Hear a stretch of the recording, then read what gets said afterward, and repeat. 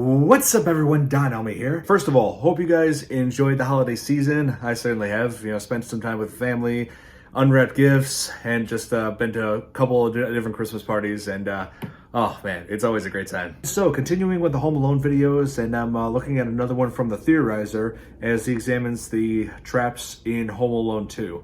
And these are definitely more dangerous than the traps from the first movie, so I'm interested to see what this guy has to say. So let's check this out. This sociopath loves torturing elementary conniving bandits to satisfy his infinitely voluminous thirst for death. Couldn't put it better myself.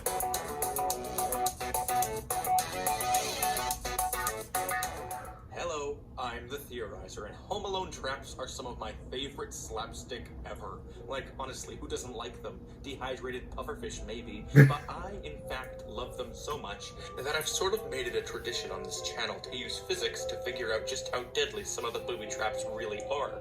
Last year at Christmas, I covered Home Alone 1, and now, 1 year later, I'm going to do Home Alone 2, the one people seem to remember by its absolutely maniacal traps. Let's just start, shall we? I'm going to start with this trap. Harry is standing on a teeter-totter-like thing, and Marv jumps on the other end. Just crushes the car. Harry is sent sky high and lands on a car, crushing it somehow. But how high would Harry really be sent? Let's figure it out. But first, listen. I'm going to do the math on screen, but I won't make it too complex. You see, the problem is, I have tons of people who just want the answers and don't care about how I really get them. And then I have tons of physics people who tear me apart for not showing my calculations, so I will just show them in the corner. Marv Trying to is get the best played both by worlds. Daniel Stern. We need his weight for our math. Unfortunately, Daniel Stern has never revealed his weight.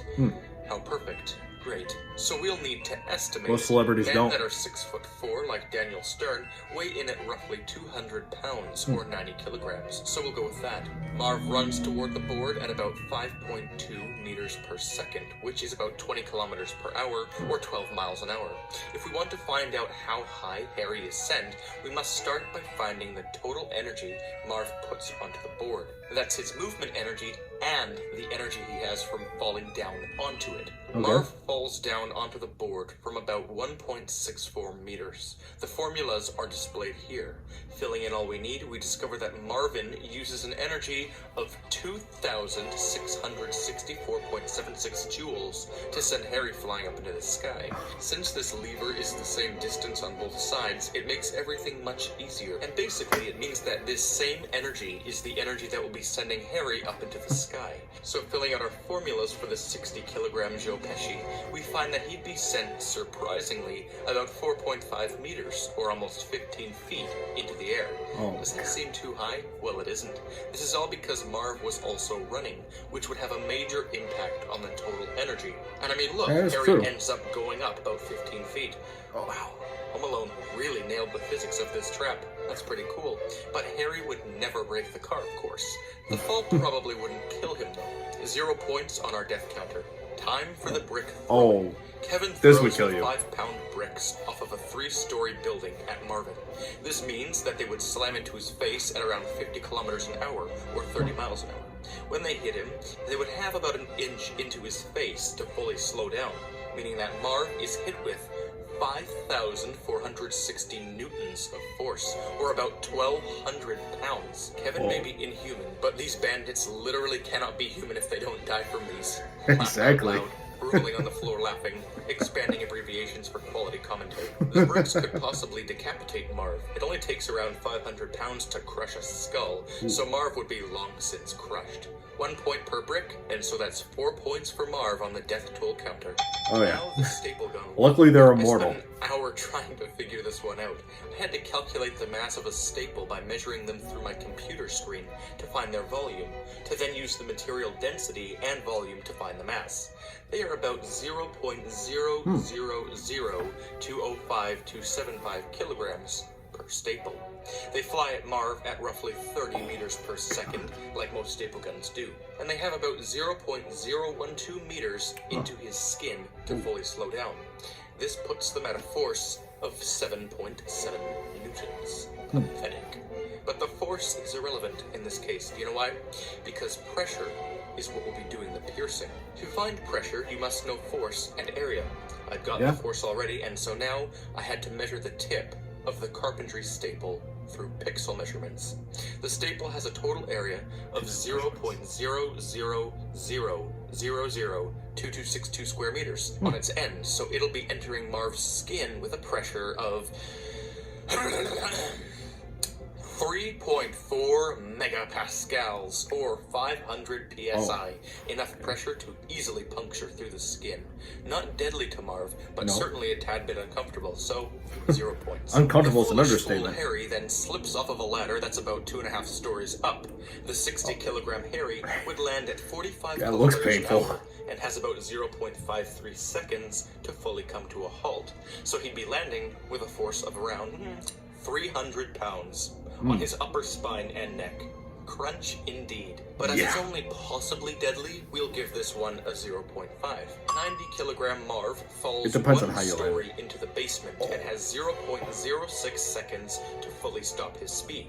His final speed calculates to be around 7.7 meters per second, meaning that his landing force is 10,400 newtons. Oh my god. That's beyond more than enough to permanently disfigure the face. That's like 2,300 pounds on the face. That's a lot. Concussed for life. 1 point for a clear death. Yeah, you're dead. Harry has a bunch of wrenches that fall on his head. Each wrench is at max 2.15 kilograms, and all of them fall only a few feet down onto Harry's head. The only buffering distance they have to fully stop their speed is the thickness of his toque, which I measured to be 1.5 inches. Formulating the formulae, we get a bunch of different forces for each wrench, but they all average out to be around 760 newtons, or 170 pounds of force. And that's enough to give him bruising around his skull, but we'll only give it a 0.5 on the point meter for the So that sake wouldn't of actually kill you? ambiguity. Marvin proceeds to slip on a suspicious green slime and somehow slides far into a shelf full of paint cans. Each can is around 10 pounds, and a few of them land on his face. Maybe this would be enough to slightly disfigure his nose, but nothing major. The rest of the shelf also lands on him, but his whole body takes it, so it wouldn't hurt him too badly. So, again, 0 points. He's gonna get But sick then ingesting Marv that is paint. shocked. Electric. Oh yeah, there we go. Kevin turns his AC/DC machine to 80 amperes, which is 800 times the lethal amount to humans. Oh my god. You see, when an electric current goes through humans, only about 0.1 amps will actually kill them. This machine puts out 80. Zap! Since Marv is wet with paint, he has an electrical resistance of 1,000 ohms, and this would send out a voltage of 80,000 volts. Let's get insane for a moment. If Marv was being shocked for an entire month, he'd be able to power about with his electricity. I know it sounds high, but because of his insane current, in 1 month, it would do just that. Definitely 1 point for this one. Yeah, like seriously, like I always knew that amount of electricity, like the amount of amps, would be more than enough to fry you to death. Seriously. He basically, you might as well, I mean, Kevin might as well just put Marvin in an electric chair or something. Jesus. But, yeah, I seriously, these guys are X-Men. They're superhuman. They have regenerative, they have the healing factors of, like, they might as well just be a Wolverine and Deadpool in doing these home invasions. Okay, let's continue on. Harry's hat is then lit on fire by a blowtorch. Using the Wien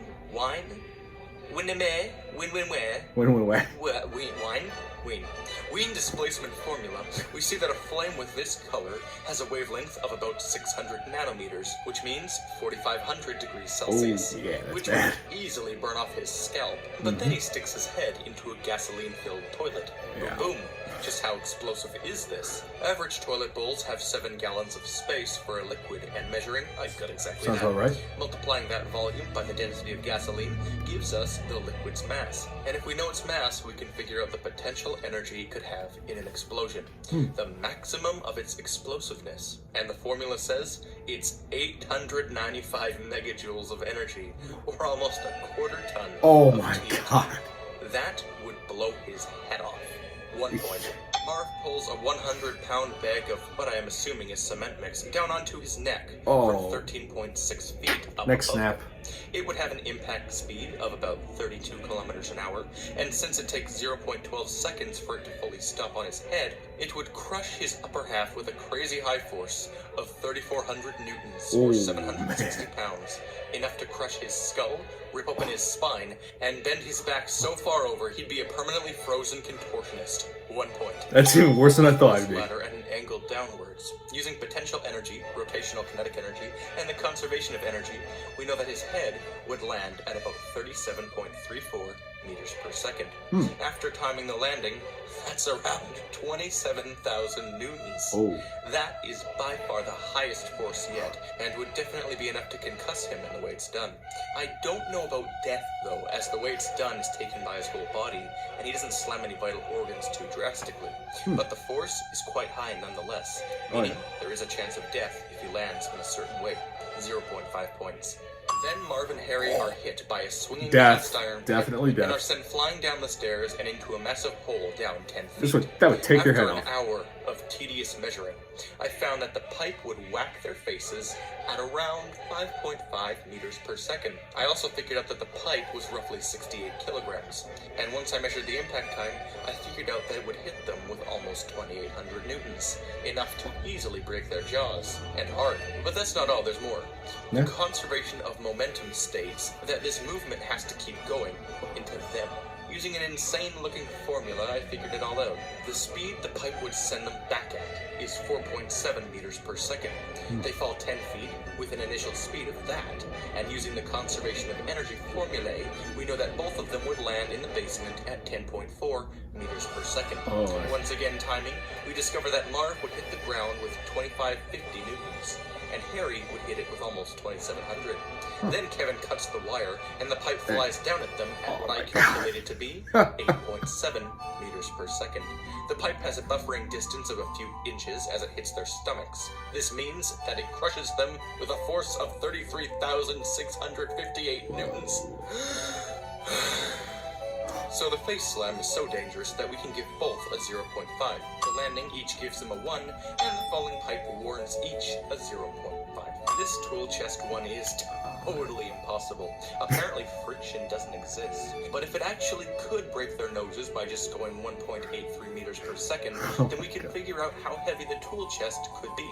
You see, in certain conditions, the nose can be broken with only 10 pounds. Not in this scenario, of course, but if it were, then the tool chest would only need to weigh about 1.64 kilograms. Definitely 0 points. Not even much to calculate here. Finally, the paint can. Harry falls 35 feet onto a lever, which sends the cans sky high to land on them both. So I used those lever formulas from before and discovered that technically it should only send these 15 cans about 2.1 meters. But the fall is certainly deadly for both. 2 more points. And the final trap? The birds. They can't exactly be calculated, but they wouldn't kill them, so that's it. We have our death tool using physics. 5 to 6 deaths for Harry, and 10 deaths for Marv. Physics. And we're done for now. I'll likely be back next year to do Home Alone 3. And I almost forgot. Merry Christmas. Unless, of course, you're these two. It's not very merry. Thanks for watching. Here you can check out some of my other recent theories. And until next time, I'm the Theorizer. Alright, nice. Oh, yeah, seeing this, it makes me convinced that these characters, like I said, are superhuman. Because you wouldn't be able to survive a fall like that. You wouldn't be able to survive being electrocuted the way Marv was. Like, oh my god. It's basically what I've been telling people for years. You know, this guy pretty much backed it up, 100%. Oh, wow. So, yeah, this Theorizer guy, I wonder what other movies he's focused on aside from Home Alone. Because, yeah, this guy is extremely elaborate when he explains these things. Like, wow. This is like... And I wonder if he got a degree in physics somewhere, because yeah, this guy like really, wow, I'm amazed. I truly am. I'm definitely watching more of his content, and yeah, definitely doing some more Home Alone videos from this guy. And like I said, I got to see what else whatever franchises he's covered with his physics. So hope you guys enjoyed my reaction to how deadly the Home Alone 2 traps are.